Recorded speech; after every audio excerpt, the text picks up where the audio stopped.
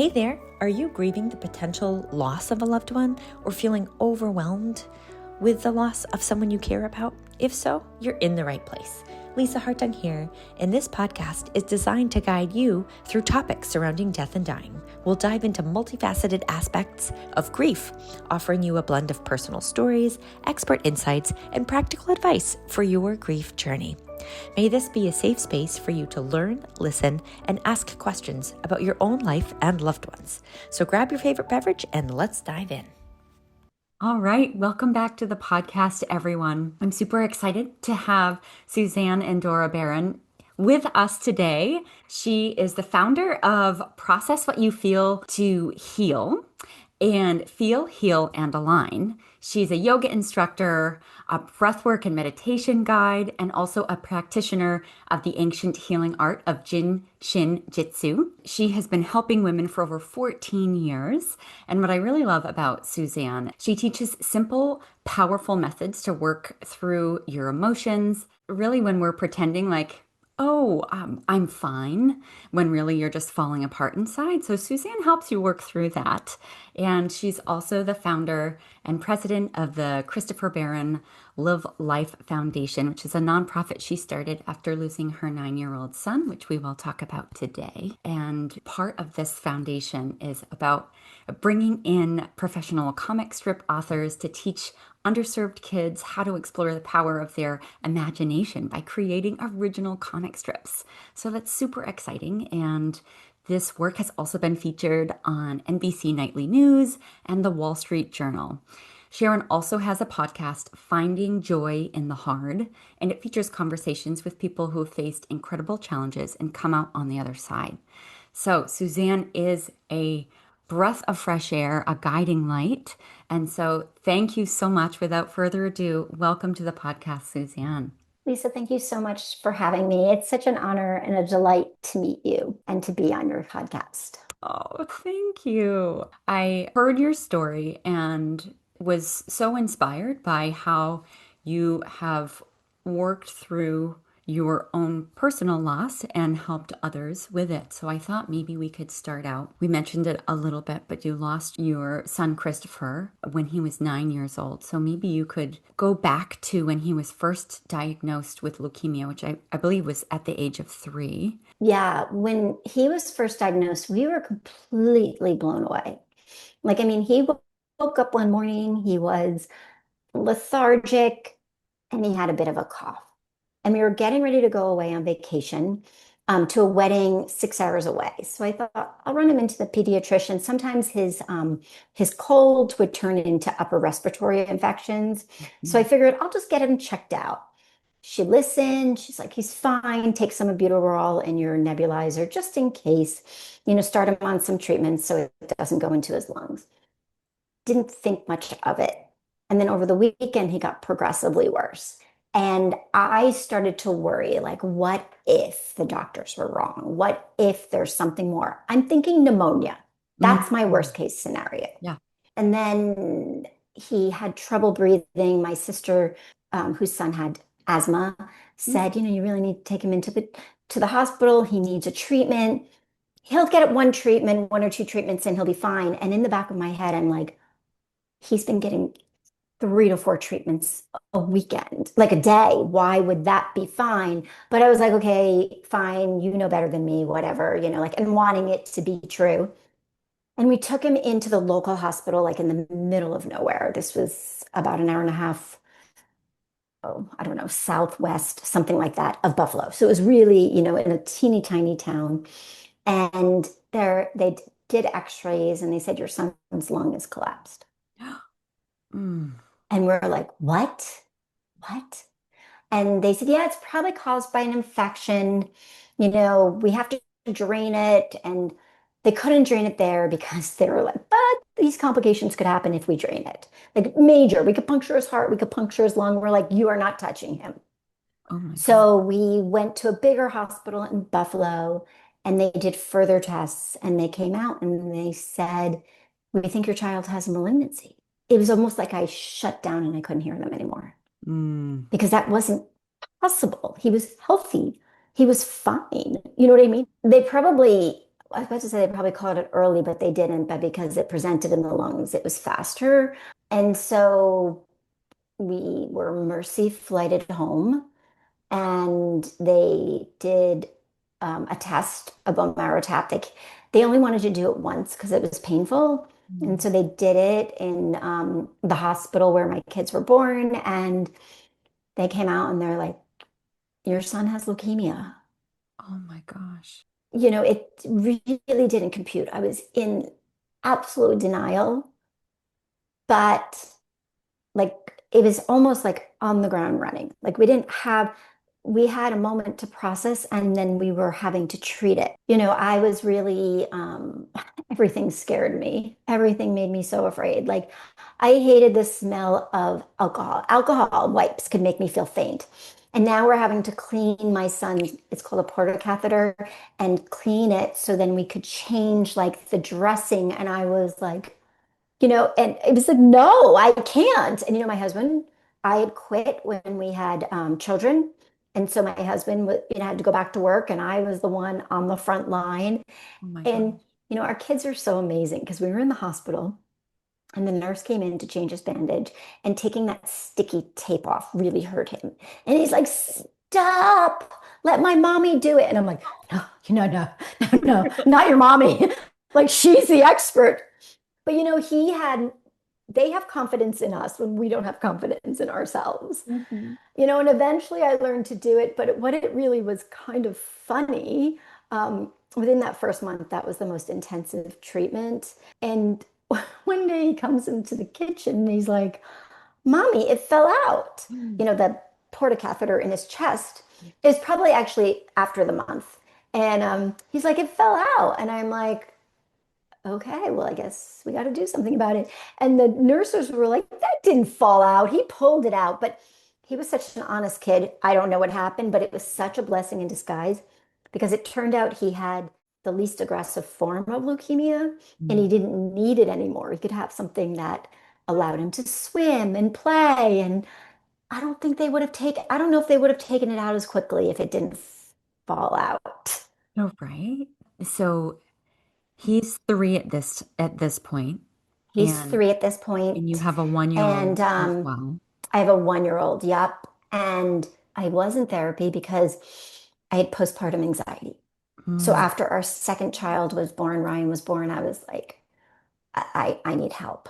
And so thankfully I was in therapy Mm. because, I had some source of support to help me. Yeah. And I had such terrible anxiety. But, a couple things happened. My husband came to me probably a week or two after Christopher got sick and said, we will not make this his thing.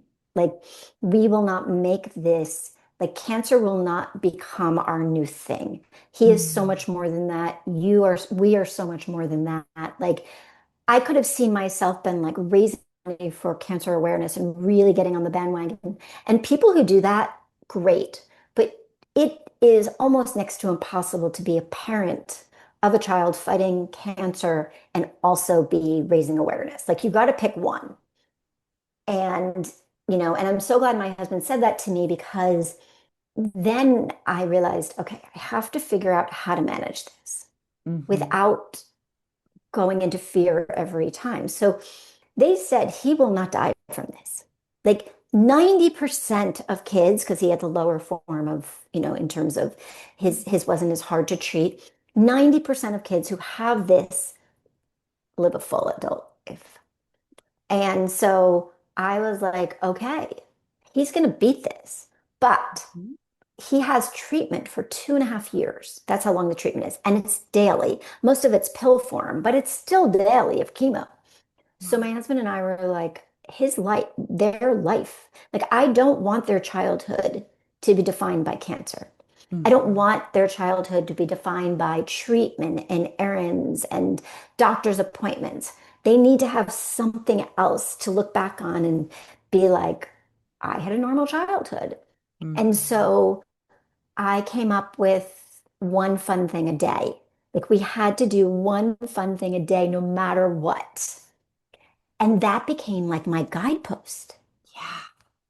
Like maybe it was raining out and I'm like, okay, boys, let's put on our rain boots and go play in the puddles. Yay. Or I'd build like a, obstacle course in the living room, or we just always figured it out. And looking for the fun and figuring that out really helped me to, okay, well, I have to do this. Like it became a have to, but a good have to. And the other thing, when you have a portocatheter, and so his was, it started out as a Broviac. That was what I was describing in the beginning that he pulled out, and Mhm. then it was under the skin. But anytime you have a foreign body in your chest, you have to go to the hospital if you have a temperature of 101 or higher Fahrenheit. Mhm. And so, like, we didn't know. Like, he could be in the hospital tomorrow because when you're on chemo, you can have spontaneous fevers. And so I was like, he could be in the hospital tomorrow. So we have to have fun today. That's how it came about. Uh-huh. Yeah. He never had to go back into the hospital again. I mean, further down the road, but not in that 5 years. Like, he was always, he became so he was like me, a rule follower.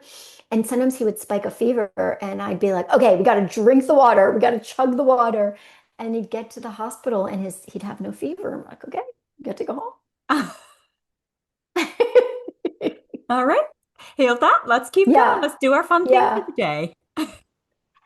And the other thing that really helped me, so it was two things, one fun thing a day. And then I befriended the other mothers whose children were also getting treatment, and they were all about the same age, 3, 4. And the diagnoses were within like 6 months of one another. Mhm. And so she said to me, I'm going to start a gratitude journal. And I thought, she said, the treatment is long, it's 2.5 years. And there's going to be good things in these 2.5 years that we'll miss if we don't write them down. And so I thought, oh, I'm going to do that too. And what I didn't realize at the time is that when you seek out what you're grateful for, it puts less emphasis on what's not working. Yes. Yeah. It allows you to feel full and rich in times of challenge. Exactly. Oh my gosh. So you start this gratitude journal, and did it change your perception of how you went through the time bringing him to It treatment? did. And So you mentioned Ryan was only one at the time, and I would get sitters for him. But eventually, like he was like my whole world is blown up. Like, where are you and Christopher going, a few times a week? So I started bringing him with me because, they had a playroom and they had everything. And he then would be like, he was probably two-ish when I started bringing him, maybe 1 and 3/4. And he'd get there and be like, I can't believe you left me home. There's all these games and there's all these activities and painting and whack-a-mole and all this fun stuff and you left me with the babysitter. You oh, know? you're like, honey, I And only have Ryan's so like, much it's brain space. exactly. And Christopher's like, it's not as great as you think, Ryan. Yeah. But he must have liked having Ryan there too, just for a He did. support, you know. I don't remember why I remember this, probably because it's in one of my journals and I saw it because I'm working on a memoir. And so there was one time where, so Christopher was sitting on the like hospital bed, the whatever it is, like, in the outpatient clinic. And I sat Ryan down beside him and they came over to insert the needle into his port. Yeah. And Ryan hugged his chest. So he went like this, like he was scared. And Christopher turned to him and he cupped his cheek. And he said, it's okay, dear. Don't worry about it. It's not that bad. I'm like, and that was Christopher. He was the big brother. He looked out for Ryan. He made sure he didn't eat too much. He made sure, like, Mommy, Ryan's on the stairs. Like, somehow he got around the gate. He was his protector. He thought like Mhm. he was a mini parent. Oh, always looking out for the little Hmm. brother. Exactly. How is that dynamic with you at parenting? I just had a child, and so I'm imagining, mine's 3.5 and 7 months old. So this is about the time roughly that you're going into treatments with your two, and the brain space, the brain capacity, and I feel like you're being pulled in so many directions, right? Because you want to be there for Ryan, to be his mom, and then be there for Christopher, to be the caregiver and the strong, foundation for him. So how is that for you and your husband as you are navigating being a parent in that time? I think I compartmentalized a lot. I think I Mm. blocked out what I couldn't handle. Yeah. I never saw myself like as a caregiver because I was mom, right? Yeah. And so I only bring that up because someone I know who does, she has a podcast in a group called Caregiving, and she's like, "You're a caregiver." I'm like, "No, no, no, I'm mom." Like so. I only bring that up for that. It's probably a trigger word. You know what I mean? I really compartmentalized a lot. I probably pushed down a lot. It Christopher was so we had the first month, and then we had an additional 6 months where he had treatment like every 3 weeks and Mm. then off for like 6 weeks or something like it was like 9 weeks and then 3 on, 6 off or something like that. Hmm. And so we were going to the pool, we were playing on the jungle gyms. He was back in school after the first 3 months. And so yes, like we had all of this going on, and I had to give him a pill. We had to give him chemo 2 hours after his last meal before bed. It actually really changed our roles as parents. So I remember, so like Ryan, he was probably 2, 2.5. I don't remember the age. I just remember him having a fit during dinner, like pouring his water on his dinner and not eating, right? And so then like we put him in the crib, okay, you don't want dinner, no dinner, like, and Christopher, like he was, what I'm trying to say is that you can't have roles for one child and not the other. Yeah. So Christopher couldn't eat before bed within 2 hours. Ryan missed dinner, so we wanted to give him a snack. Like, yes, I put him in his crib and like no dinner, but I can't not feed my child, right? So then we probably like, okay, here's a, PBJ or something like that. And then Christopher sees it and he's like, I'm hungry too. And we're like, but you can't eat. Like, you know what I mean? So it became very tricky. And then just rules went out the window. Like, oh, okay, here's food. I'll wake you up at like, I'll stay up till midnight. This happened a lot. I'll stay up to 10. I'll stay up to 11 so I can wake you in the middle of the night and give you your chemo. Like, forget about my sleep, right? It's only important for the kids. And so we did things like that. We juggled a lot. I remember my mom came over. This was when Christopher and Ryan were older. But I remember like they were sitting on their feet at the dinner table, like one foot tucked under the other. Maybe they had their elbows on the table, and she might have said like something about table manners. And I was, table manners? Like, who cares about table manners? Are you kidding Like me? for eating. Like, exactly. That's like my least on a list. That's like, you know. Yeah. It kind of taught me to go with the flow more, if that makes Mhm. sense. Like, Mhm. because there wasn't, there were all those, like, I had that book, What to Expect When You're Expecting, kids meet reaching milestones. And I can't believe I'm saying this, but there was a freedom in it because I didn't worry what other parents were worrying about because I had such bigger worries. You're more in survival mode at this point of like, Yes. We were in oh, no. survival, but we were also in like if you were to ask any of Christopher's friends, if you were to ask his friends' parents, yes, he had leukemia 3 different times, but if you were to ask him, his friends would be like, he was barely sick. He lived such a normal life. Like he came to my house all the time. Like they didn't really see it because we never, I'll give you an example. So my nephew had, and this is to not minimize like anyone whose child who has food allergies, because I'm sure it's super scary, right? Yeah. But my nephew had dairy and a peanut allergy.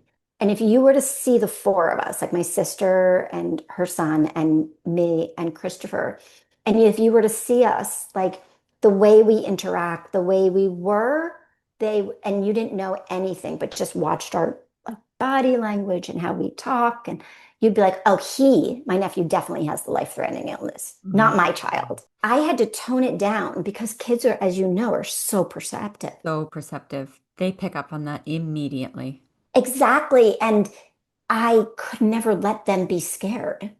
So if Yeah. I had to shove it inside or, I did end up going on anti-anxiety medicine about a year after I got sick, and I was like, oh my God, why was I on this previously?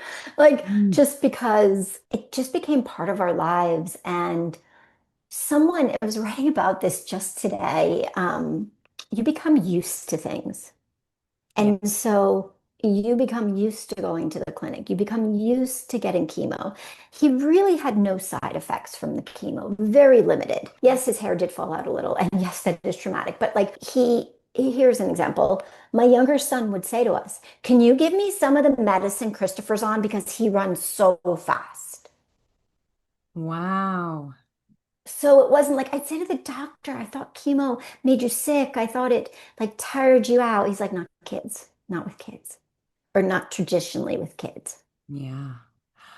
Oh my gosh. Props to you for making it as normal as possible. I've seen and experienced so many different ways of parenting, and it sounds like you really hit the nail on the head there with, not making a huge deal of it. It just becomes part of the routine, right? Christopher's taking his chemo. Exactly. That's Like, exactly right. Yeah, that's part of exactly. routine. And it did because for most of the time, so treatment was 2.5 years. It was spinal taps or like bone marrow taps like, in the beginning, it was every 9 weeks, and then it extended to later. And so most of it was in pill form. I even got so bold that I would say to them, like, usually you had to wait for the blood work before you could leave clinic, sometimes just depending upon to see if you needed a transfusion. But once he was in remission after 28 days, Oh my gosh. that's how quickly you get into remission with leukemia. Yep, 28 days. So I never said Christopher has cancer. I would say Christopher's on treatment for leukemia, but I never said he has cancer because Mhm. he didn't, because it was cured.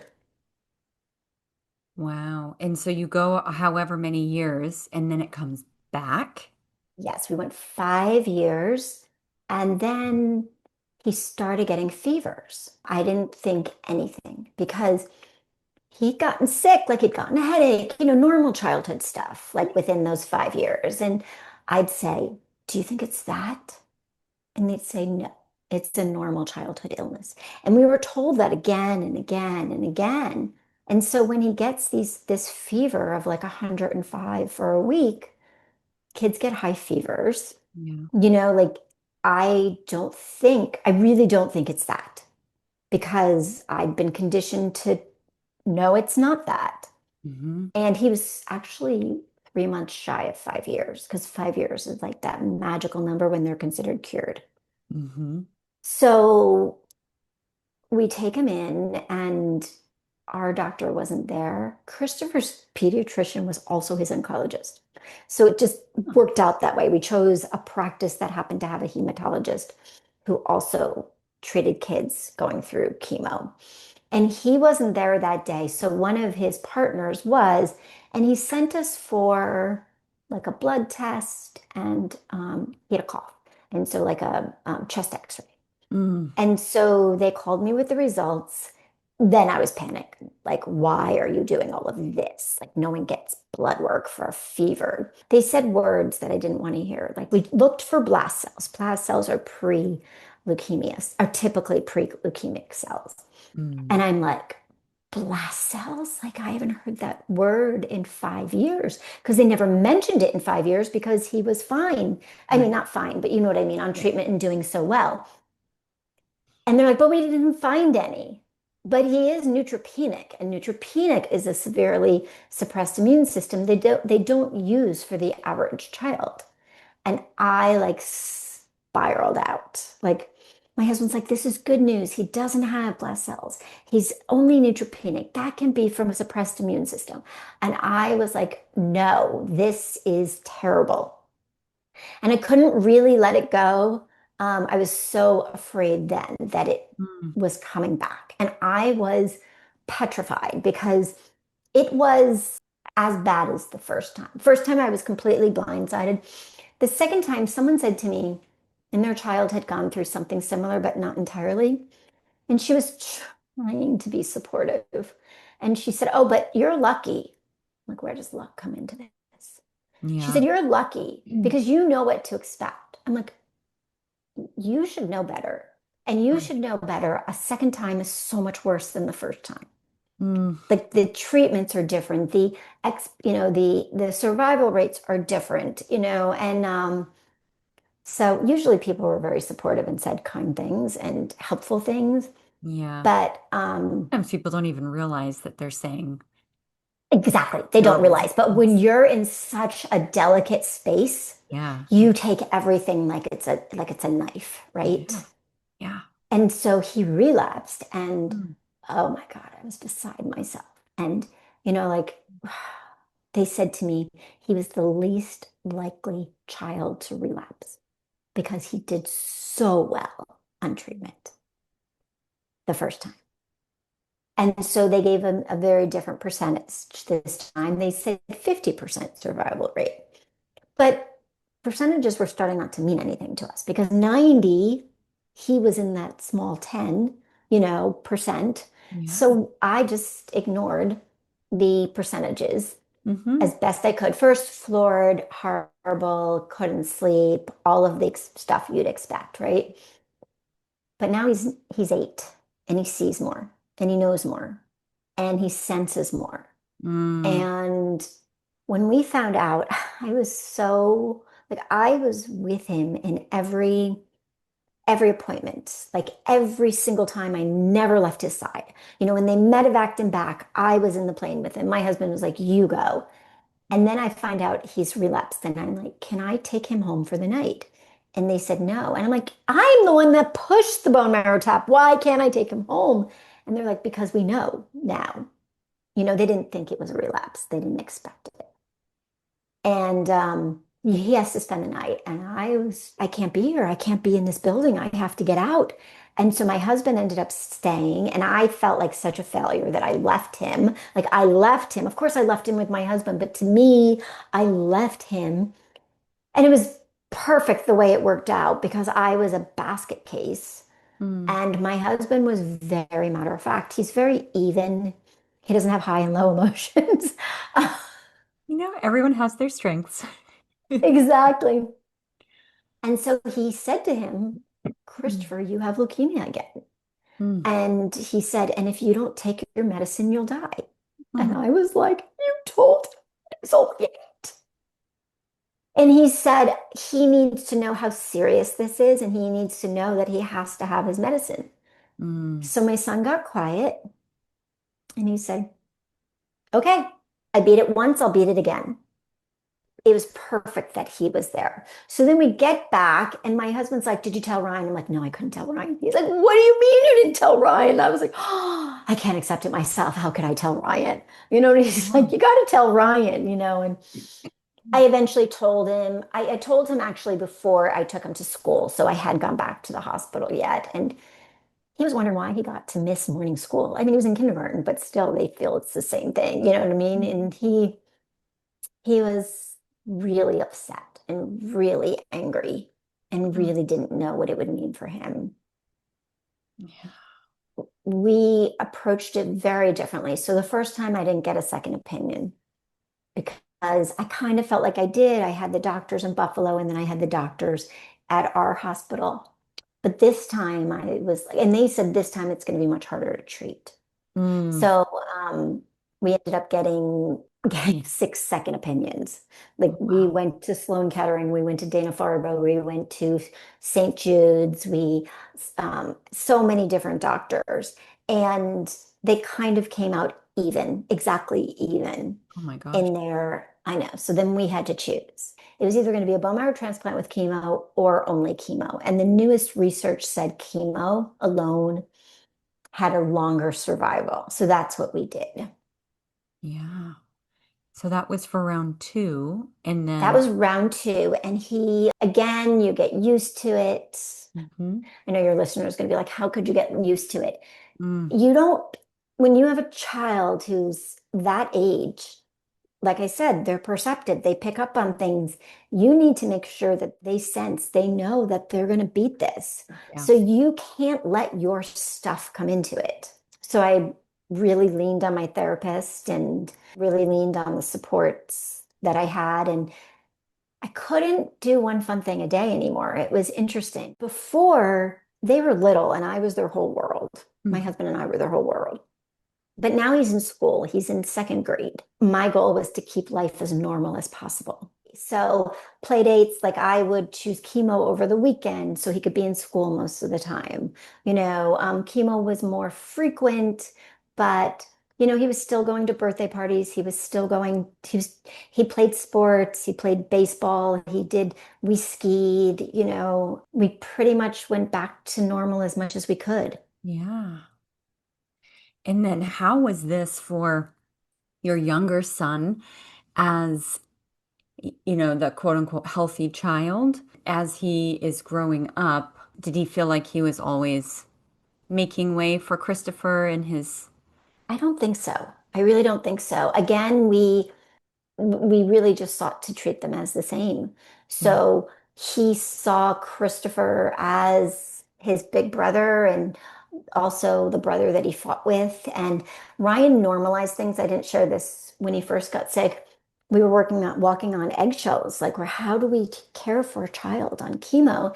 And Ryan we'd been out of town, as I shared earlier, and my older sister, took him home, and then he came back like into the fold and he was like, "You're my brother and you took my train. I'm gonna hit you." Like, you know what I mean? Like total normal childhood stuff. And he helped us jump back into normal. So Mm, they both helped us, no matter their age, they helped us to be normal.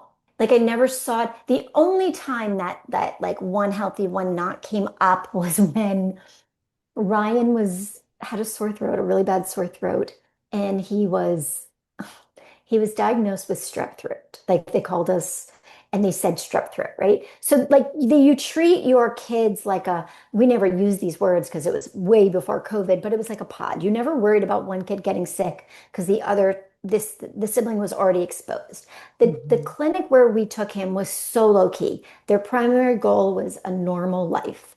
So like when we went to Sloan, it was different. They were more like kid gloves, but Mhm. it was like, nope, he's fine. Don't worry about it. Like, and so, but this one time, so Ryan has strep throat, and I call the pediatrician, and I'm like, I don't know what to do because I have to take Christopher for chemo tomorrow, and my mother's not available, and my husband has to go to work, and I can't just tell Ryan. So she says, send him to school. He's already exposed all the kids at school, so just send him back. And I said, I can't do that. Here he sees his brother missing school all the time, and then he's sick, and I say, oh, just go to school. Like, Yeah. that's so unfair. So Mhm. I ended up making it work. Like, my babysitter was available this time, my mom was available this time, so I could piece it together so he could stay home. Because I certainly couldn't take him to clinic with strep throat. Yeah. So, yeah. So that was really the only time that it came up. Like, they really were, Christopher did lose his hair entirely the second time. That was super hard for an 8-year-old to lose his hair. Like as a little kid, he was like, "Oh, mommy, don't worry. Pop-Up lost his hair too, and mine will come back." When he was 4, 5, he would say that. When he was 8, he was really embarrassed by it. But Mm. then the kids didn't care. Like they were all going to wear caps, like and he was at CCD one day and he was going in and the priest said to him, "Oh, son, you have to take off your cap. You can't wear it inside." So he takes off his hat and he's like, "Okay." And the priest was probably like, but Christopher was like, "Okay, right. I didn't even realize that." So it was very much like that. It Mhm. was like, "Oh, sure." They were checking for lice. And the teacher said, no, Christopher has no hair. And the Yeah. teacher says, So who hasn't gone for a lice check yet? And Christopher raises his hand. And the teacher says, Christopher, if you really feel the need to go, you can go. And Christopher points at his head and just, ah, I get your point. And then it was just that. Like, Yeah. So what? he didn't see himself as sick. He didn't see himself as different. His friends never saw him as different. When he relapsed, he was on steroids and he gained weight. And my kids were always like really thin and and he gained weight and he lost his hair. And so the mom said to him, to his friend Jordan, before he came over, Christopher might look a little different. So just be prepared. And so when he left, he said to his mom, I didn't notice anything. He still has the same heart and feelings. The kids are I just, know. They're so sweet. They don't see what adults see. yeah, yeah. But when a chemo caused a more aggressive cancer, so one of the chemos he was on caused a more aggressive cancer. And that was, I can't even put it into words. It was horrible. Christopher was so angry. He's like, you said I would beat this as long as I took the medicine. It was awful. We switched to Sloan Kettering. Before that, it was always the same treatment that they used worldwide, Yeah. and this time they were going to make a protocol for him. It was so horrible. It was so awful. And then we brought Ryan to us when we first went to keep the boys together, to keep normal. Mhm. And, you know, people got my husband, the doctors, they saw me as like really naive. Hmm. Um, because Well, a couple of things. I really believed he would beat this because he got a terrible septic infection. And like the cardiologist came into us the next day. He had full-blown leukemia, a septic infection, and he beat it clear. Like he overcame it. And the cardiologist came into us the next day and was like, I don't know how your son beat this. He is so lucky because we had a child last week who didn't beat it. And that was a kid who didn't have cancer. So Wow. I was like, he just overcomes the impossible. He's meant to live. But one day I was at the clinic with the boys and they were being super silly, super silly. This is in New York City now. Mhm. Super silly. And I'm laughing with them. And we're so present to the moment. Like we're Mm. so giggly and happy. And the oncologist pulls me aside. He's like, Mrs. Barron, can I see you? And he says, if we don't get him into remission, he's not going to survive. And I looked at him and I said, don't you think I know that? Yeah. But what do you expect me to do? Do you Mhm. expect me to walk around crying so my son Yeah. is awful? Like, no, if you're in the present moment, anything is possible. Mm-hmm. Mm-hmm. So you continued to be in the present moment with him up Yes, until the end. until the end, yeah. And then I was destroyed. Like, distraught doesn't even become to describe it. I was destroyed. I didn't want to live. I couldn't believe God left me here. Mm. I couldn't believe that I couldn't function. People would say to me, "Oh, but you held it together. You didn't cry in front of Ryan." And I'm like, you have no clue what the human body is like. I just lost my child. Of course I cried in front of Ryan. Of course Mm.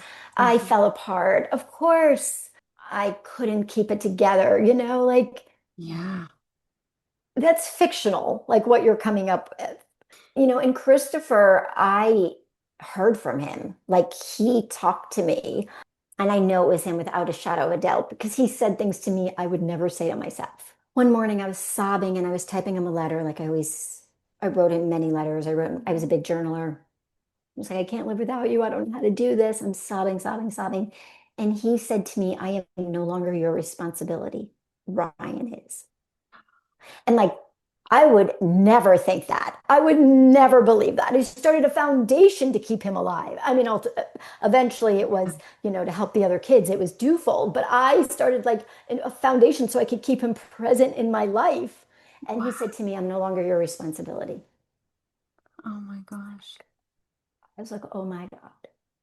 And he said other things to me, like he came to me in my dreams to tell me he was okay. He Mm. said to me, like, if I still had to go, we knew another little girl who went through a really hard journey and still died, and it was awful. And she was 8 and she had to wear diapers, and that would have destroyed my son. And because he was so proud. And he said to me, this was when I was biking and I was having a hard time getting up the hill. He said to me, if I had to go through all of that and still die, I'm glad I died when I did because it's really good here. And I would have kept him on chemo the rest of his living days if I could have kept him alive. Yeah. Like these things I couldn't make up. You know what I mean? People think when someone dies, like they hear it in their head. And this wasn't part of my fiber. You know what I mean? It wasn't part of my head. No, you just heard him say the words Yeah. there. Yeah, he was really clear with me. Oh, And Suzanne. he sent so many signs. And I got more than my husband, but that's also, I think, I think it's my makeup. I think it's my ability to, it's just the way we're wired. I believed more. Yes, you perceive. And it's almost, it's calming or reassuring when you get those signs because you feel that connection. Yes. Though I have to say, sometimes I'd get the signs and be happy in the moment, and then I'd be like, no, it's not enough. I want you Yeah, back. yeah. You Like know, what would come I back. do for a hug? And then you get lost in the magical thinking. Yeah, yeah. Yeah, I really think that determination to give my boys a normal life was what got me to here. Hmm. Because at some point, my husband and I turned to each other, and it was probably about a year. I was in deep grief for 3 years, but it was probably about a year where we were, or a year and a half, where we were like, we have to pull it together. We have to get through this because Hmm. it would be awful if Ryan had a terrible life because his parents couldn't pull it together. And so How did you do that? I can't even tell you how I did it. I can't tell you how I did it. Mhm. But some things I changed the way I was a mother. So like some little things like I remember him coming home from school one day and I really sought to give him outlets to grieve because kids don't grieve like adults. They can't carry that pain. So they could play fully and then cry at night, and he was also seeking to hold his parents up who were falling apart. Yeah. And I probably fell apart more than my husband, but he still fell apart, you know. Yeah. And to Understand. see big, strong dad cry. Mm.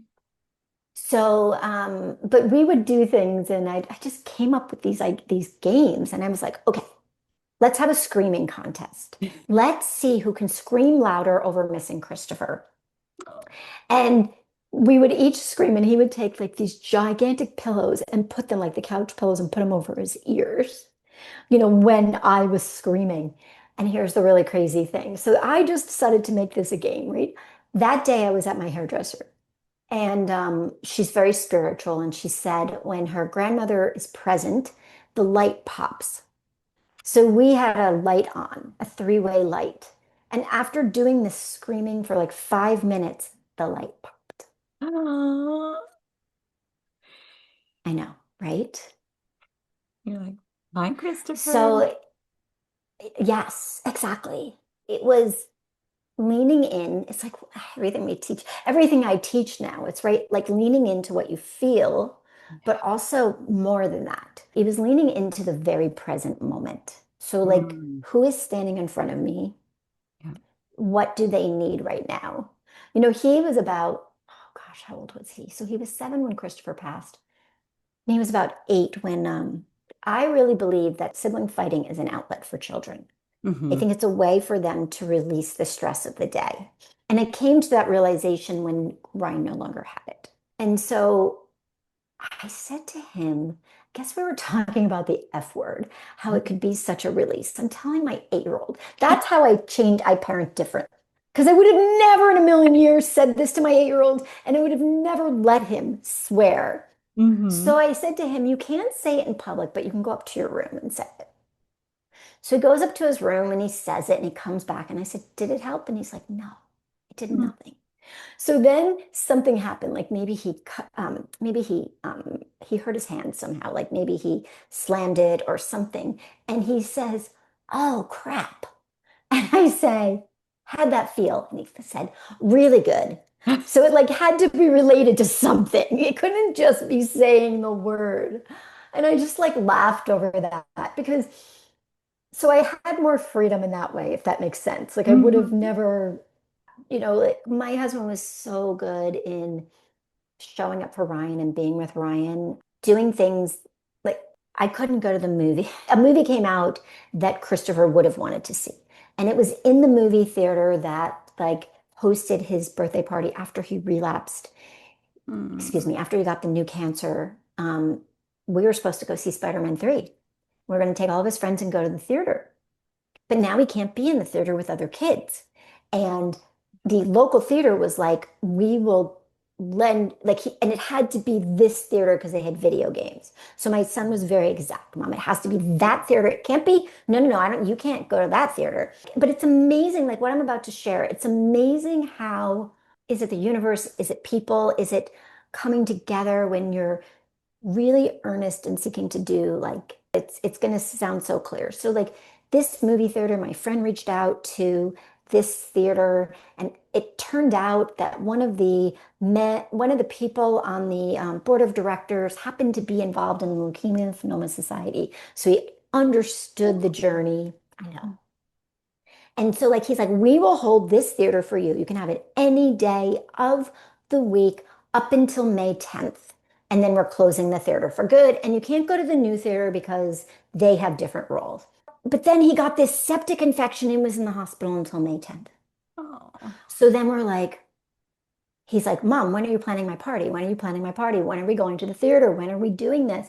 And I talked to the new theater and they're like, sure, you can come, but you have to pay $10 for every seat. Like that's like $3,000. But it's amazing how when you like we just, I got my friend to reach like all these things. Like we're getting treatment one day and they're like tomorrow you can go.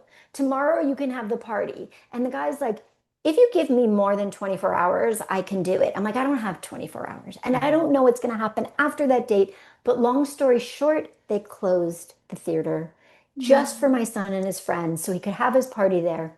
Then, like, fast forward 6 months, Ryan wants to go see a movie there. And I'm like, oh no, I can't go. I can't go. So Rich took Mm. him. Like, Rich didn't have that. He didn't have the same attachments. I was like, no, I can't. I can't do that. So I did that a lot. So we kind of met Ryan where he was at Yeah. in what we could do. Yeah. And then eventually I had to push through like those I can'ts. I just had to do it. But it was in time. Yeah. I mean, grief is non-linear, and I imagine it's just so all-encompassing in at least the first year of after you lose a loved one, and then it changes, but you never know when it's going to come up again, right? My grief was about 3 years, my deep grief. Mm. But because I journaled every day, I Hmm. could go back and look. I'm like, oh my gosh, the second year is so much harder. And so many people say that, but Hmm. I could look back and be like, okay, like second week, I wasn't going anywhere. Like now I'm back, I'm signing up for a teacher training program for yoga, so I could see the transition. Hmm. So you're putting yourself back out there in the world, and getting Hmm. more Hmm. ingrained in society. Maybe you're going through the motions. Perhaps you're not physically or mentally or spiritually there yet, but you're at least going through the motions. And and then I think at some point you reach this turning point. And what was that turning point for you that now has led you to the work that you do today? So it wasn't one thing.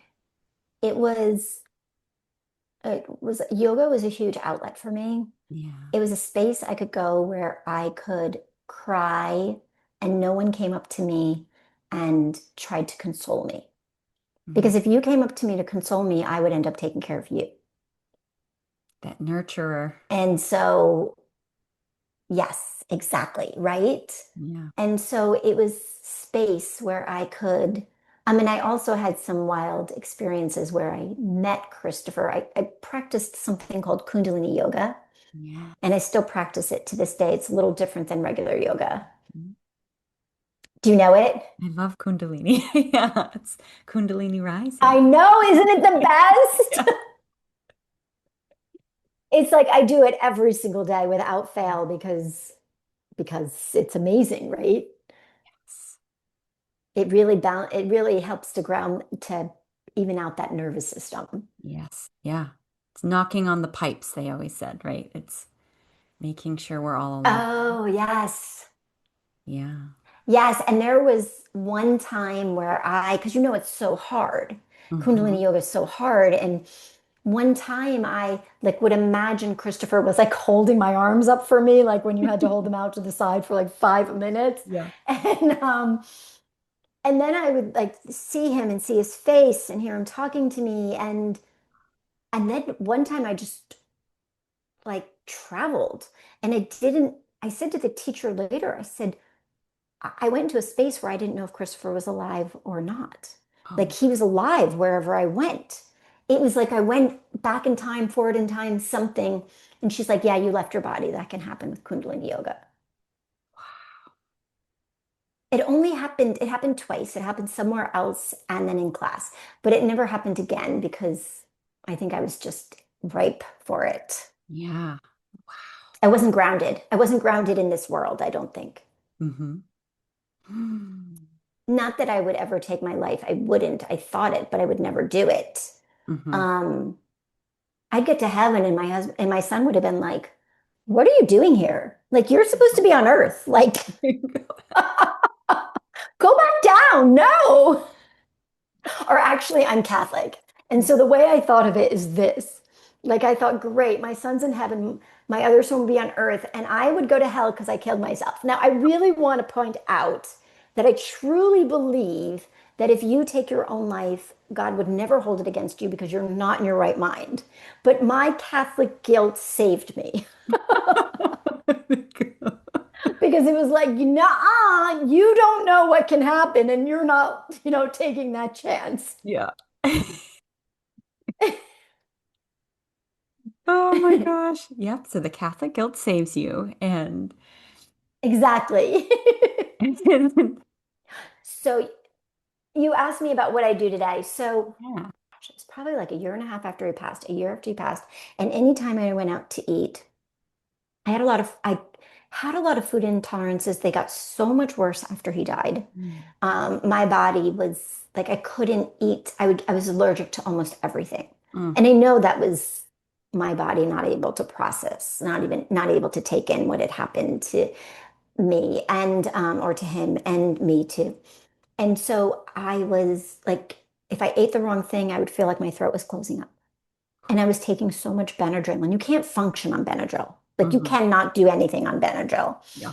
And Interesting. then I learned through my yoga studio about this practice called Shin Jyutsu. And it was basically like acupuncture without the needles. So you Mm. hold certain areas on your body. It helps to stimulate your natural healing system, but it also helps to release anxiety and fear and all of those core emotions that get stuck in our body. And there was also a four-step flow that supported your immune system, opened your throat, and helped with worry. So I would do this four-step flow anytime I ate something that like caused my throat to itch, and then it would go away. I'm like, oh my God, I have to learn this. So Yes. that was the start of it. Oh my gosh. This four-step flow. And now you teach that to others. So I do. So what I do in Process What You Feel to Heal is in Jin Shin Jitsu, we learn that there's five core emotions. And Mm. and you can balance them holding different fingers. And so often what I teach all of it. I teach the body holds, but I also teach the fingers. So For worry, you would hold your thumb. You just gently hold your thumb.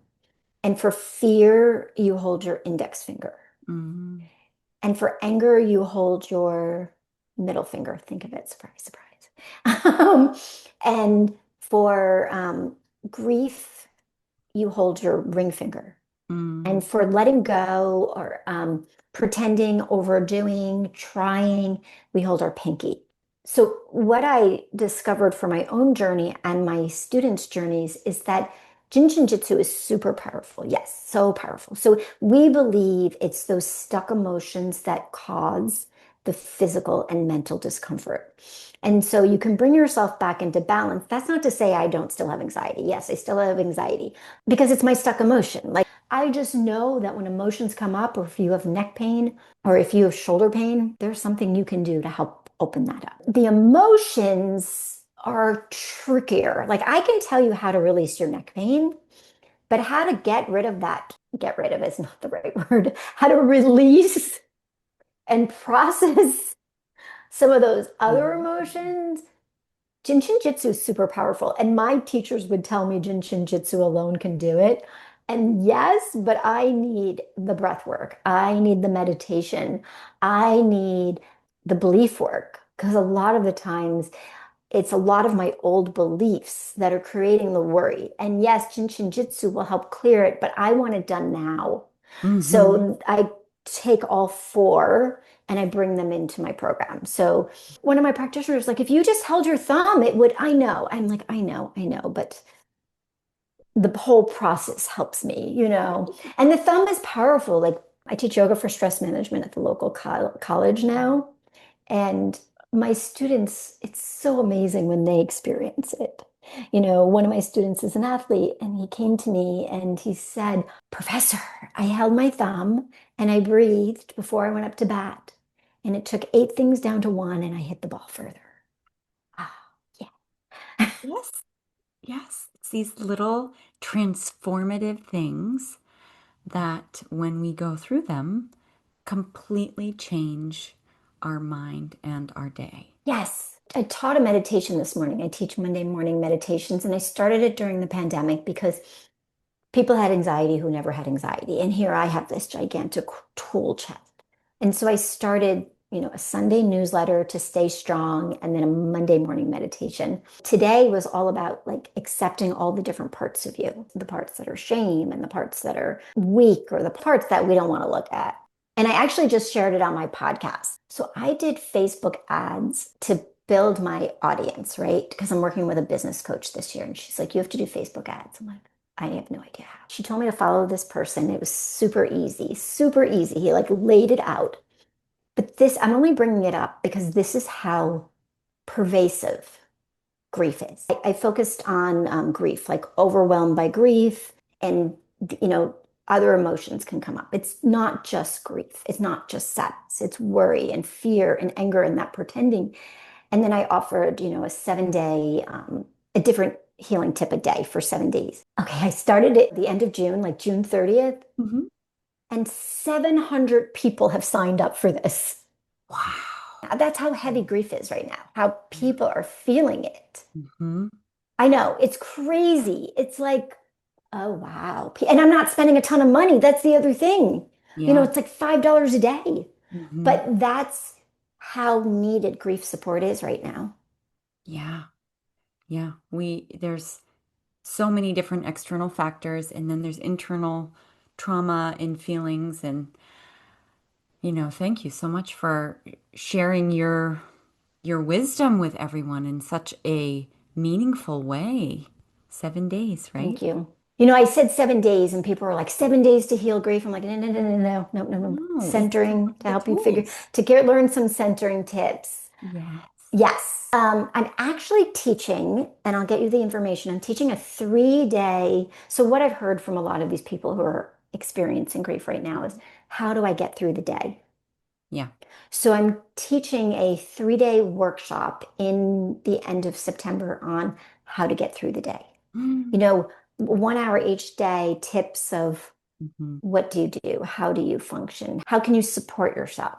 And I'll get you that information. Please do, Suzanne. And how else can our listeners, you have your podcast, which is Finding Joy in the Hard. And Yes. how else can our listeners get in touch with you?